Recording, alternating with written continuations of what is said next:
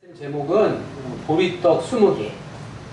보리떡 하면 생각나는 또 사건이 오병이어 사건이잖아요.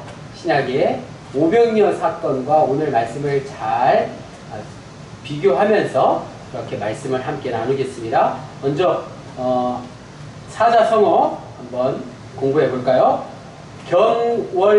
견월망지, 볼견자에 달월자, 그리고 이즐망자에 손가락지. 무슨 뜻인가요?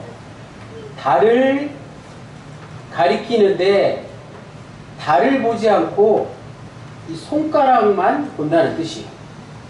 달을 보라고, 여기는 손바닥이네요. 손바닥을 이렇게 쫙 펼쳤는데 그만 달을 놓치고 달을 잊어버리고, 저 손가락이 아주 잘생겼죠? 손가락만 보는 거예요. 우리의 관심이 달에 있지 않고 손가락에 있을 때 어떻게 될까요? 손가락이 아무리 값비싼 반지를 끼고 있더라도 어두운 밤하늘을 밝게 비추는 휘영천 밝은 보름달만 하겠습니까? 우리가 봐야 할 것은 저 손가락, 손바닥이 아니라, 손이 아니라 무엇이라고요? 달을 봐야 돼요. 그런데 사실 우리가 그렇지 못할 때가 많이 있습니다. 본질을 놓치고 변죽만 울린다. 핵심을 알지 못하고 그 언저리에서 맴도는 경우 견월망지라는 이 사자성어를 생각해 보아야 합니다. 그게 오병이어의 기적, 오병이어의 표적 사건의 핵심이기도 합니다. 오늘 보리떡 20개와 엘리사가 일으킨 그 기적 이야기의 핵심이기도 합니다. 우리가 잘 아는 오병이어의 말씀에 나오는 빵, 떡이라고도 하는데 그건 일반적인 크고 맛있는 빵이 아닙니다. 바로 오늘 말씀의 제목 뭐죠? 보리떡이에요. 제가 한번 찾아보니까 우리도 춘궁기 때, 배고플 때, 보릿고개 때나 뭐 이럴 때 보리로 빵 같은 걸 만들어서 먹었더라고요. 떡이겠죠 아마. 근데 맛이 있을까요 없을까요? 맛이 있진 않죠. 보리떡은 바로 가난한 사람들이 먹을 게 너무 없을 때 먹는 음식이었습니다. 당시 나귀에게도 동물에게도 먹였다고 하니까요. 또 물고기 역시, 지금 사진에는 물고기가 좀 큰데 소금에 절인 작은 물고기였다는 것입니다. 당시 어부들이 바닷가에서 물고기를 잡을 때 큰 고기가 잡히면 당연히 그건 집으로 가져가서 가족들과 함께 먹고, 작은 고기가 잡히면 바닷가에 다시 풀어 주었습니다. 그런데 좀 크기가 애매한 물고기들은 바닷가, 해변가에 내버렸다고 합니다. 그러면 가난한 사람들이 와서 그 어부들이 버린 고기들을 주워다가 소금에 절여서 먹었다고 하네요. 그것이 바로 오병이어에 나오는 물고기였습니다. 이처럼 예수님은 가난한 자들에게, 어려운 자들에게 관심이 많으셨습니다. 중요한 것, 견월망지. 우리가 물고기 2마리와 보리떡 5개에 더 관심을 가질 게 아니라 예수님은 오병이어의 표적을 통해서 자신이 누구신지를 드러내셨다는 거죠. 예수님은 그 많은 사람들 앞에 자신이 누구신지를 말씀하셨던 거예요. 그 많은 사람들이 예수님이 하나님의 아들이시라는 것을 알기를 원하셨던 것입니다. 복음서에 나오는 많은 기적과 표적을 통해서 성서 기자들이 한결같이 강조하는 것은 바로 예수님이 하나님의 아들이시다라는 그 사실 한 가지 뿐입니다. 따라서 오병이어 사건에서 우리가 집중해야 할 것은 오병이어가 가리키는 예수 그리스도라는 사실입니다.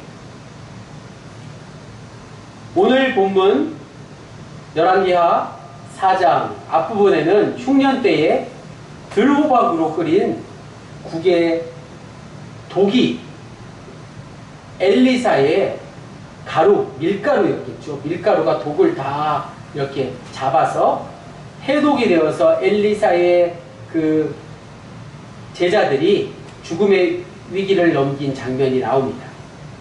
이것은 하나님께서 자기 백성들을 돌보신다는 뜻이죠. 또 하나님이 세상의 갖가지 죄와 죽음의 독을 해독시키는 분이시다라는 것을 드러내고 있습니다. 이어지는 내용도 비슷합니다.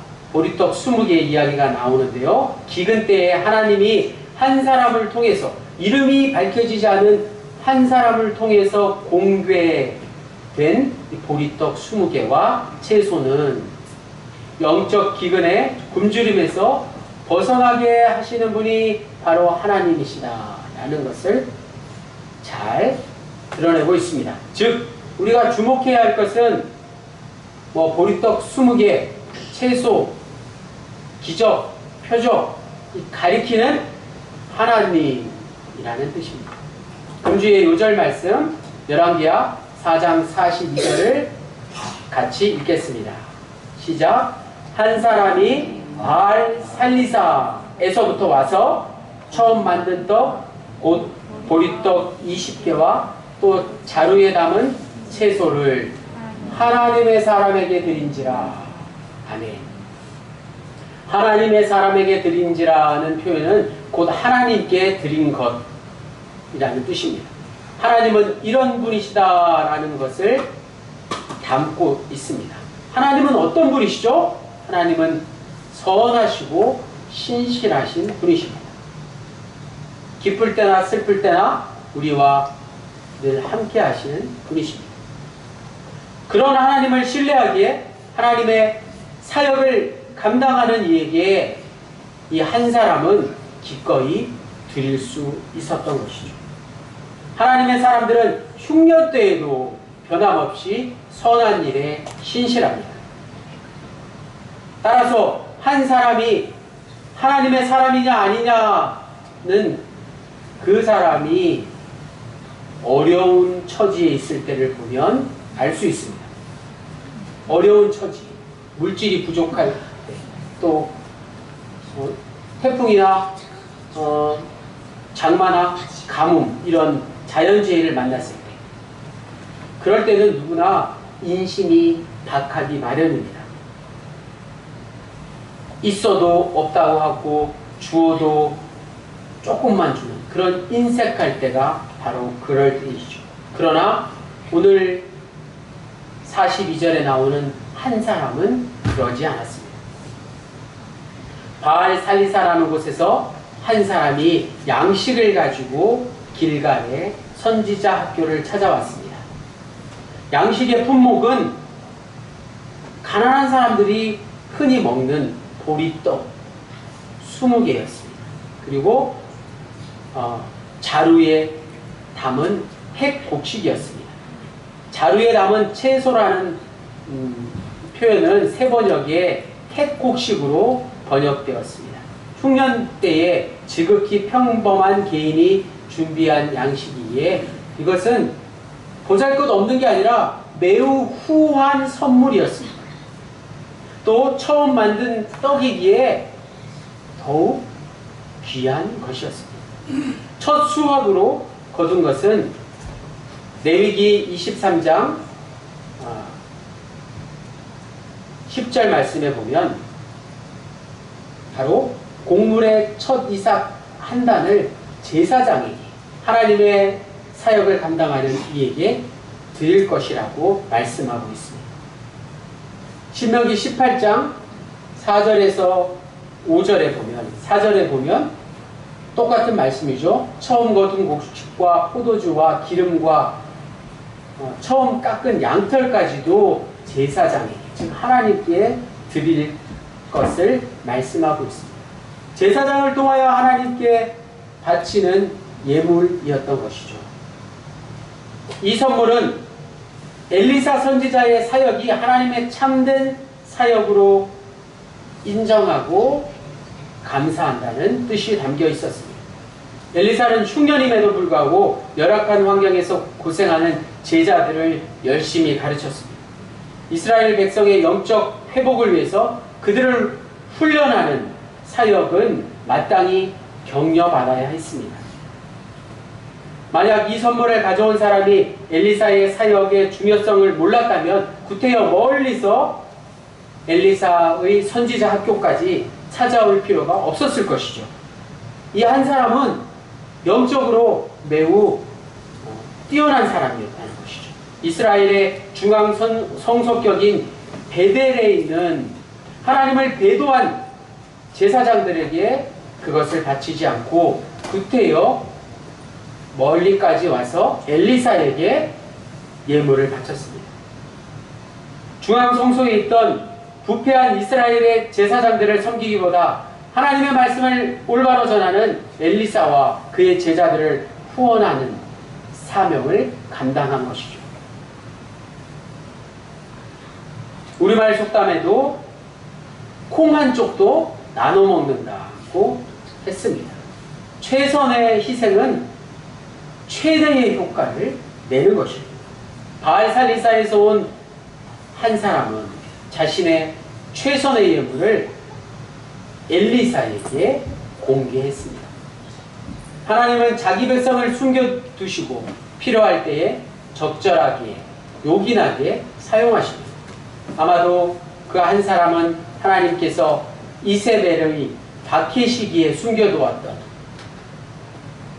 엘리야 선지자를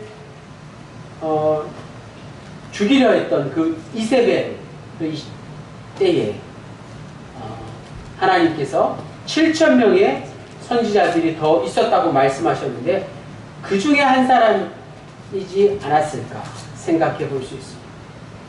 이 한 사람은 조용히 나타났다가 조용히 사라졌습니다. 자신의 영광을 취하지 않았습니다. 그는 하나님의 심부름꾼이 되어서 자선을 베풀고 자신의 일터로 돌아갔습니다. 우리 덕암영문을 생각해 보십시오. 100여 년 동안 수많은 사역자들이 이곳에서 일을 했지 않습니까? 그 사역자들을 위해서 알게 모르게 자신의 것을 함께 나눈 그분들의 덕택으로 덕암영문에 오늘이 있다고 말씀드릴 수 있습니다. 우리 모두가 정말 하나님의 심부름꾼으로 조용히 묵묵히 하나님의 사역자들을 섬기는 일이 얼마나 귀하고 존귀한 일인지 모릅니다. 일상에서 우리는 하나님의 심부름꾼들을 만나게 됩니다. 그들은 대체로 유명하지도 않고 그다지 부유하지도 않습니다. 그럼에도 불구하고 그들은 하나님의 일에 진지하게 충성하는 자들입니다.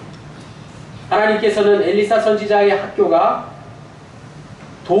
독이 든 그 호박 사건으로 인해서 문을 닫게 되는 것을 결국에 막아주셨습니다. 또 흉년으로 굶주린 제자들에게 뜻하지 않은 곳에서부터 양식을 공급받게 하셨습니다. 하나님이 숨겨두신 바알살리사의 한 사람은 오늘 우리에게 영적인 필요를 채우기에 충분합니다. 우리는 하나님께서 적당한 시기에 우리를 돕기 위해서 숨겨두신 바알살리사의 한 사람이 있다는 사실을 믿고 하나님의 도움을 기대하는 자세로 이 어려운 시기를 살아갈 필요가 있습니다. 더 나아가서 하나님께서 주시는 선물은 다른 이들과 계속해서 나눠야 하는 것입니다. 우리가 하나님께로부터 받은 모든 선물을 나눠야 더 풍성한 은혜를 누리게 됩니다. 엘리사는 예물로 들어온 첫 수확의 그 귀한 양식을 자기는 손에 대지도 않고 제자들에게 모두 나누어 주었습니다. 우리가 가진 모든 물질과 은사도 마찬가지입니다. 하나님의 나라를 위해 사용되도록 내게 주어진 것입니다. 하나님께서 주신 선물을 나 혼자만 움켜쥐고 있어서는 안 되는 것이죠. 복은 마땅히 흘러가야 하는 것입니다. 흐르지 않는 복은 고인물처럼 이기심과 탐욕의 수렁에 빠지게 되고 맙니다.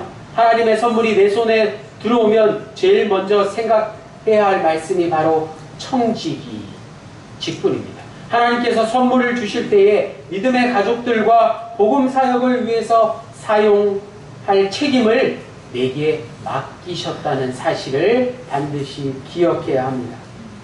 그게 바로 나눔의 정신이고 바로 우리 모두가 하나님의 나라를 이루는 밑거름이 되는 것입니다. 43절 말씀, 그 사환이 이르되 내가 어찌 이것을 100명에게 주겠나이까. 엘리사의 사환, 엘리사의 종은 부정적인 반응을 보였습니다. 그러자 엘리사는 그에게 하나님의 약속을 언급하며 무리에게 주어 먹게 하라고 말씀했습니다. 그러자 사환이 엘리사의 말씀에 순종하였고 엘리사의 말대로 그들이 먹고 남으리라. 44절에 여호와께서 말씀하신 대로 먹고 남았더라고 오늘 본문은 우리에게 말씀하고 있습니다. 바알살리사의 한 사람이 준비한 양식은 선지자 학교의 공동체를 먹이기에 많이 부족했지만 그 양식을 나누어 주기 시작했을 때 부족함이 채워지고 오히려 남았다는 오늘 말씀은 우리가 오병이어 사건을 통해서 잘 알고 있는 내용입니다. 하나님 나라에서는 이처럼 아낌없이 나눌 때 풍성해진다는 사실입니다. 부유하게 되는 것은 내 손의 물질을 다른 사람을 위해서 아낌없이 내어놓을 때입니다. 우리의 소유는 하나님을 위해서 사용되어질 때 없어지는 게 아니라 더 불어나고 풍성해지는 것입니다. 성경이 말씀하는 풍요의 원리가 바로 그것입니다. 하나님을 신뢰하고 후하게 나누어 주는 것이 풍요의 원리인 것입니다. 우리가 잘 아는 오병이어 이야기의 핵심은 요한복음 6장 22절 이후에 나옵니다. 그 전에는 오병이어 사건에 대한 말씀들이 나오고 있죠. 앞에 이야기가 손가락이라면 요한복음 6장 22절 이후는 바로 그 손가락이 가리키는 달입니다. 요한복음 6장 26절에서 27절까지가 바로 핵심이 되는 말씀입니다. 요한복음 성서 기자가 오병이어 사건을 신학적으로 이렇게 해석했습니다. 오병이어 사건 다음날 군중들이 또다시 예수님을 찾아왔을 때 예수님이 그 많은 사람들에게 이렇게 말씀하셨습니다. 너희가 나를 찾는 것은 표적을 본 까닭이 아니요 떡을 먹고 배부른 까닭이라. 썩을 양식을 위하여 일하지 말고 영생하도록 있는 양식을 위하여 하라. 이 말씀이 오병이어 사건의 가장 핵심이 되는 말씀입니다. 달이에요, 달. 예수님은 표적과 배부름을 구별해서 말씀하셨습니다. 예수님을 유대의 왕으로, 임금으로 삼으려고 했던 사람들의 관심은 오직 자신들의 배고픔을 채우려는 것에만 있었습니다. 그 배고픔을 예수님은 썩을 양식이라고 말씀하셨습니다. 썩는다는 것은 무상하다는 것, 가치 없는 것이라는 뜻입니다. 생각이 있는 사람은 누구나 이 사실을 잘 알고 있습니다. 그럼에도 불구하고 오늘 우리의 삶이 썩을 양식에 기울어져 있는 이유는 썩지 않는 양식, 즉 영생의 양식에 대한 경험이 별로 없기 때문입니다. 진짜 보석을 전문가가 아닌 이상 알아보지 못하는 사람은 가짜 보석에 한눈을 파는 것과 같습니다. 예수님이 군중을 향해서 표적을 본 까닭이 아니라고 말씀하신 이유도 바로 여기에 있습니다. 사람들은 기적을 너무 좋아합니다. 하지만 표적은 눈에 보이는 오병이어로 배부르게 되었다는 것이 다가 아니라 눈에 보이지 않는 영생의 양식에 대한 것이라는 말씀입니다. 즉, 그 표적이, 그 오병이어의 기적이 가리키는 것은 영생의 양식에 있다는 것입니다. 그 영생의 양식이 바로 예수 그리스도이십니다. 요한복음 6장 35절 말씀이 바로 그것입니다. 나는 생명의 떡이니 내게 오는 자는 결코 줄이지 아니할 터니 나를 믿는 자는 영원히 목마르지 아니하리라. 진짜 보석이 어디 있습니까? 영원히 줄이지 않고 목마르지 않는 데 있습니다. 그것은 눈에 보이지는 않지만 우리에게 영원한 생명을 주는 양식인 것입니다. 사랑하는 더감영문의 군우님들, 오늘 우리는 예수님을 믿어도 여전히 배고프고 목마르기는 마찬가지입니다. 그러나 내가 예수님의 살을 먹고 예수님의 피를 마실 때 영생을 얻게 되는 것입니다. 좀 과한 표현이긴 하지만 예수 그리스도만이 영원한 생명, 결코 줄이지 않고 목마르지 않는 분이 되어주신다는 뜻입니다. 예수님의 살을 먹고 피를 마신다는 것은 결국 예수님과 일치해지는 것입니다. 예수님께 가까이 나아가서 예수님에게 가장 일치한 상태에 이르는 것입니다. 이것을 경험하면 영생을 얻게 되는 것입니다. 마지막 때 예수님께서 우리를 다시 살아나게 하실 것입니다. 우리는 이 땅에서 잠시 살다가 죽겠지만 마지막 때 최종적인 생명, 영생을 얻을 것이라고 주님은 약속해 주셨습니다. 이런 믿음으로 지금 현재 우리가 배고프고 우리가 어려움을 겪지만 그런 문제로 인해서 일희일비하지 않을 수 있습니다. 웃다가 울다가 하며 사는 것에 우리가 신경을 쓰지 않게 되는 것입니다. 육신의 만족을 뛰어넘는 영혼의 자유를 누리게 되는 것입니다. 오늘 보리떡 20개를 엘리사 선지자, 하나님의 사람에게 드린 그 한 사람의 사역을 통해서 가난한 선지자들의 허기를 채운 그 보리떡 20개를 통해서 또 오병이어가 가리키는 예수 그리스도를 통해서 하나님의 자녀들에게 영원한 생명을 약속하신 그분만을 바라보며 우리의 남은 생을 살아가시는 저와 여러분 모두가 되시기를 주님의 이름으로 간절히 축원합니다. 기도드리시겠습니다.